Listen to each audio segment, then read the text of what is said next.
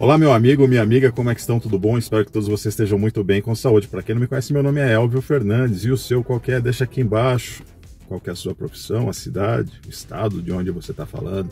Se você é taxista, motoentregador, motorista de aplicativo ou qualquer outra profissão ligada e associada aos aplicativos, nós lutamos contra a uberização, a precarização do nosso trabalho. Nós lutamos pela valorização de quem trabalha, seja em aplicativo, seja direcionado ao público transporte ou pessoas, de mercadoria ou de pessoas. Perfeito?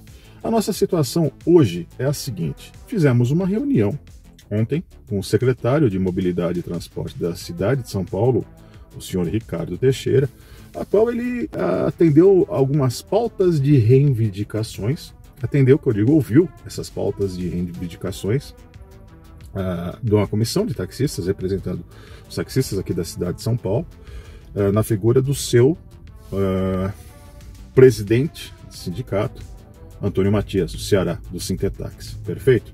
Então nós levamos essas dores dos taxistas e vou elencar algumas delas, tá? Primeiro, a transferência do alvará, que isso hoje está, enfim, questionado, inclusive pelo vereador, pelo outro sindicato, Sinditax, e pelos outros sindicatos do país inteiro. E é uma necessidade, sim, dos taxistas, sim. E olha, veja bem, quem está dizendo é um taxista que ainda não tem um alvará. O porquê que eu vejo dessa maneira? Porque existem algumas pessoas, no caso, senhoras, que perderam o taxista, o seu marido, o taxista, ou no caso, talvez senhores, que a esposa fosse taxista e de repente precisa de transferir esse alvará, colocar um preposto, ter uma possibilidade de que essa ferramenta, essa permissão de trabalhar como taxista, seja transferida para uma outra pessoa. É óbvio que isso, em alguns países, é normal. Nós temos uma decisão do Supremo Tribunal Federal que, infelizmente, veio a travar essas transferências, mesmo aquelas que estão sendo apreciadas em âmbito municipal. Exemplo, Rio de Janeiro.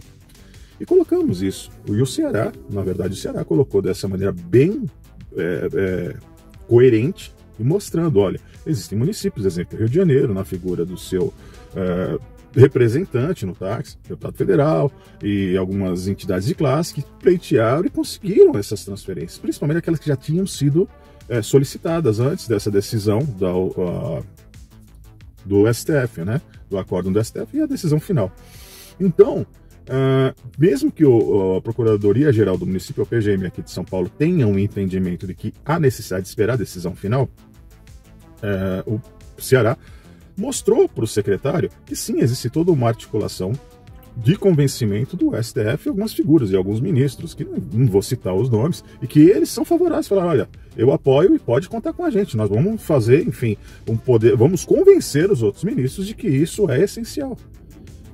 Mas entendam, gente, entendam, é uma necessidade de subsistência de quem perdeu o seu provedor.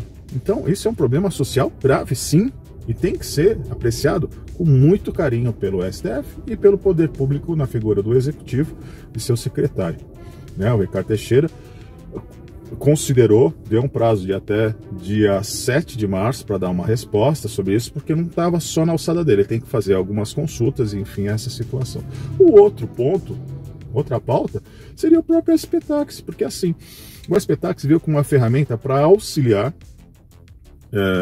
e facilitar o nosso trabalho em cima dessa tecnologia que vai se aperfeiçoando a cada tempo. E o que nós ouvimos do secretário muito nos alegrou.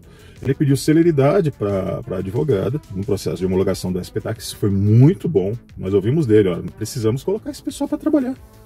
Pegou o celular dele e falou, ó, isso aqui é uma ferramenta essencial, nós estamos prestes a chegar na 5ª geração de tecnologia. Nós estamos exatamente na 4ª revolução industrial, que é essa comunicação e eficiência em tecnologia.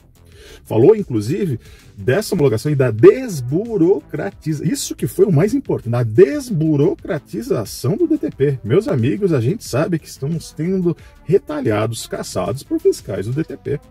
Sim, situações que foram apresentadas para o secretário com provas e documentos mostrando, olha, isso é inaceitável.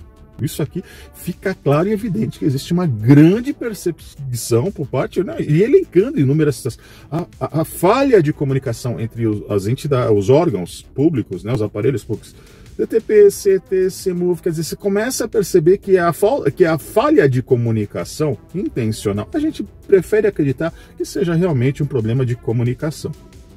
Ninguém é bobo, todo mundo sabe o que realmente está acontecendo. E isso não é só uma desarticulação política, e eu digo de preservar os seus interesses, tá? Mas isso é uma outra questão, talvez para um outro momento. Mas vocês estão entendendo, né? Tem muita situação que você pagando facilidades, você consegue desburocratizar algumas situações que são travadas. Criaram uma dificuldade para ter acesso à solução. Então, quando nós ouvimos do secretário que, olha, temos que desburocratizar, entenda da maneira que quiser, se desburocratiza.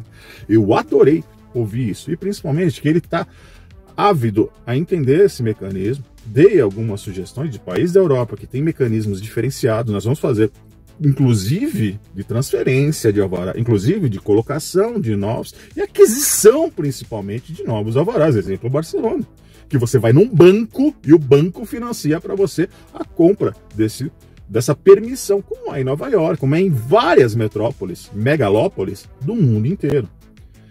Temos leis que impedem esse tipo de situação, mas estamos aí para colocar representantes lá enfim, que seja na Câmara Municipal, que seja na Assembleia Legislativa de São Paulo e principalmente lá no Congresso Nacional, na Câmara dos Deputados e talvez senadores, né? Num outro momento, ou enfim, o Estado que tiver melhor articulação e alinhamento político, e coloque inclusive lá no Senado, se conseguimos colocar representantes lá no Congresso Nacional, em âmbito Brasil, tá? Não estou falando de São Paulo, em âmbito Brasil, cara, isso muda muito.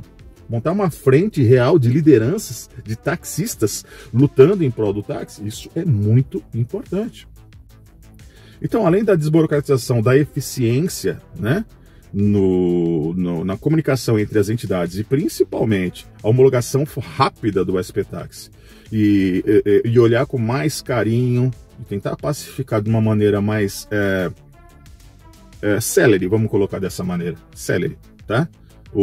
As transferências dos alvarás, colocamos algumas situações como publicidade em táxi, insufilme, propaganda nos pontos de táxi, nos corredores de táxi, fixar a marca táxi, situações de peculiaridades dentro do DTP que a gente percebe que taxistas estão sendo impedidos de fazer a atualização do seu cadastro junto ao alvarás, a permissionários ou a própria empresas das quais ele travado lá não consegue a liberação para trabalhar em empresas de frota. Isso também foi colocado e é muito importante porque tem muita gente que não está conseguindo levar o alimento para dentro de casa e eu coloquei, olha senhores, é uma situação, é um problema social grave, é um problema de ordem política e administrativa.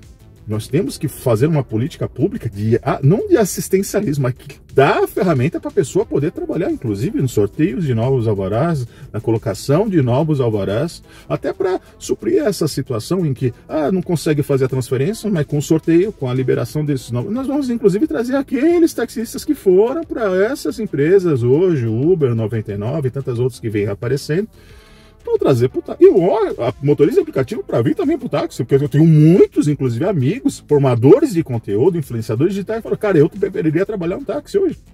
Nós temos um projeto de lei do deputado Vicentinho, né? Vicentinho, lá, que faz esse projeto de lei dele, simplesmente transformou o motorista particular de aplicativo, né? E um motorista autônomo, porque quer dizer, desvinculou completamente de todas as garantias trabalhistas. Quer dizer, não estou falando nem de CLT, não estou falando nem de CLT, de seletista, que o cara está empregado. Eu estou falando assim, fechar uma possibilidade e abrir algo intermediário, alguma negociação intermediária, como um motorista não autônomo, e sim vinculado a plataformas de tecnologia que exercem atividade. Agora, você precisa colocar pessoas que realmente venham a defender esse interesse. Essa não é a pauta do taxista deles, mas interfere diretamente na nossa. A partir do momento que você cria uma concorrência desleal, você está matando o nosso modal. E nós precisamos o quê? De eficiência, coexistência, mas eficiência, e que venha a trabalhar com total isonomia, mas com uma concorrência sadia, justa, né? Uma concorrência que seja bom para todas as partes. Para todos os trabalhadores, para o seu usuário, para o poder público, para o aparelho público e principalmente, mas principalmente, para nós, que trabalhamos empurrando, e óbvio, para as empresas também. Tem que ser bom para todas as partes, sabe? Se não for bom só para a empresa e para os passageiros, meus amigos, vai chegar uma hora que vocês vão ter que pedir por teletransporte, porque não vai, a ferramenta transporte e o profissional não vão existir. Inúmeras situações foram colocadas, a grande onerosidade por parte do maior insumo, que é o custo de combustível, que não está atrelado ao município, mas precisa sim de um carinho, principalmente visto por parte da prefeitura, para que venhamos a ter um reajuste de tarifa, nem aumento, um reajuste, uma correção da tarifa. Então isso foi apreciado também, e até o dia 7 de março vai haver um retorno por parte. Temos algumas datas. Segunda-feira já vão ser dadas algumas respostas. Segunda-feira próxima agora, né? Dia 19, 21, agora, dia 28, na sexta-feira seguinte, mais algumas outras respostas, e em 15 dias, um pouco mais, né, da nossa reunião, que vai ser dia 7 de março, algumas outras respostas. Entendo que a maior parte das pessoas fala, mas e as outras demandas? Nós eram 25, 27 demandas, chegou a 35, gente, mas não adianta a gente pedir 35, porque não vai ter as 35. Se nós conseguimos otimizar algo e abrir esse canal de negociação direta com o secretário, quem comanda, quem manda, meus amigos, é o melhor dos mundos e é o melhor dos caminhos. Vou conversar com o Ceará, vou conversar com o Fatioli, com a Abel. Vamos ver se a gente consegue marcar, inclusive, uma live para poder esclarecer as dúvidas de todos os taxistas que estiverem com dúvidas, enfim, queiram, inclusive, dar sugestões para que a gente apresente como pauta de reivindicação nesse canal aberto com a Secretaria Municipal de Transporte na figura do seu secretário, o senhor Ricardo Teixeira. Se gostaram do vídeo, gente, desculpa ter ficado um pouquinho longo, mas eu acho que são informações importantes que todos estavam querendo ter acesso. Se gostar do vídeo, deixa um like. Se não gostar, deixa o dislike. Mas me explica, meu amigo, minha amiga, por que você não gostou? Esquece vaidade, esquece orgulho. Vamos pensar no coletivo. Imagina, eu, o taxista que não tem alvará, lutando para transferência de alvará. Isso é pensar pelo coletivo. Beleza? Fique com Deus, até o próximo vídeo. Se inscreve no canal se não tiver inscrito, meu amigo e minha amiga. Compartilha para chegar ao maior número de pessoas, porque tem alguém que realmente precisa, e, enfim, que essas informações cheguem lá. E algumas outras que, pô, parar de travar, né? A evolução do táxi, tá aí. Quarta revolução industrial, chegando 5G, desburocratizar o DTP. Tem alguém que vai ficar doido. Abraço a todos, fiquem com Deus, até o próximo vídeo ou a live mais tarde. Abraço!